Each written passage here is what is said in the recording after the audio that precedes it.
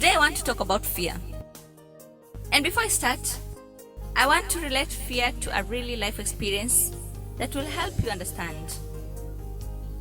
Just imagine when you are busy concentrating on a live broadcast or a video, maybe on YouTube, then an advert pops up for few seconds and disappears. The main purpose for the pop-up is to create some awareness of something or advertisement. However, for the viewer, it can be a distraction which might affect his concentration. There are three things that the viewer can do at this point.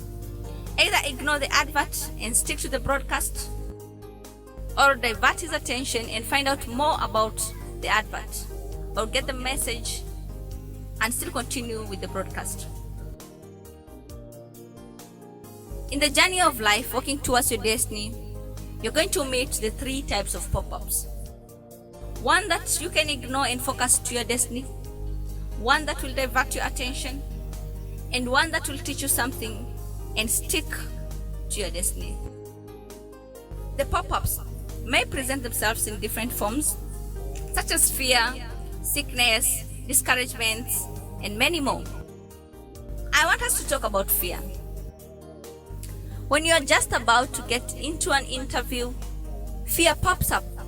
With all impossibility, diverts your attention and you end up losing that opportunity.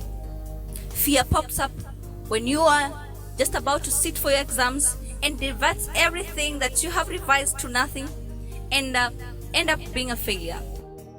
Fear diverts your attention to your friends and see how successful they look and leaves you feeling useless, depressed, struggling with self-esteem. Fear affects your confidence. It gives you doubt even if you know what is right. There's nothing good that comes out of fear. And when I think about the root cause of so many mistakes and spiritual pitfalls in my life, the source seems to be the one and only, the ugly fear. Fear will cause you to buckle and settle for less than God's best. Did you hear that? Settle for less than God's best. It will cause us to disobey after diluting our trust in Him. And even if we try to be strong, it robs us our peace and joy. The Bible says, "Do not fear, for I have redeemed you. I have called you by name. You are mine." God actually commands us not to fear or worry. No wonder "fear not" has been repeated more than 50 times in the Bible, most likely because He knows the enemy uses fear to decrease our hope and limit our victories. He knew fear will pop up many times in the middle of the journey. That's why you need to remind yourself every time fear pops up that you can through Him, and stick to your destiny. Don't let fear divert your attention. One day, this is my personal story. I went to look for a business in a certain company. Just before I met the owner, the security guard asked me a few questions, and in the middle of the conversation, he told me there's no job. In fact, the owner will not give you any business.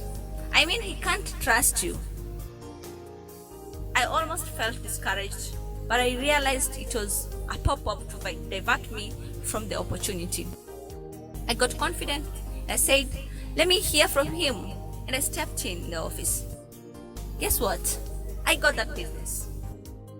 And today, when I think of it, I realize that fear has no place in the heart or mind of a believer. Fear diverts you from your destiny. It makes you feel unworthy, makes you feel less.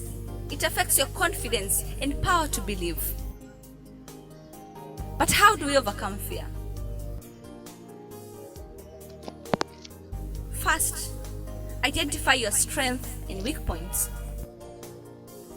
Always focus on your strength, what you are best at.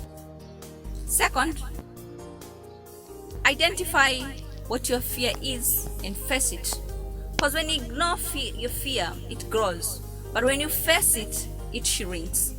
And lastly, when fear comes, remind yourself that you are enough and able to do all things through Him who gives you strength.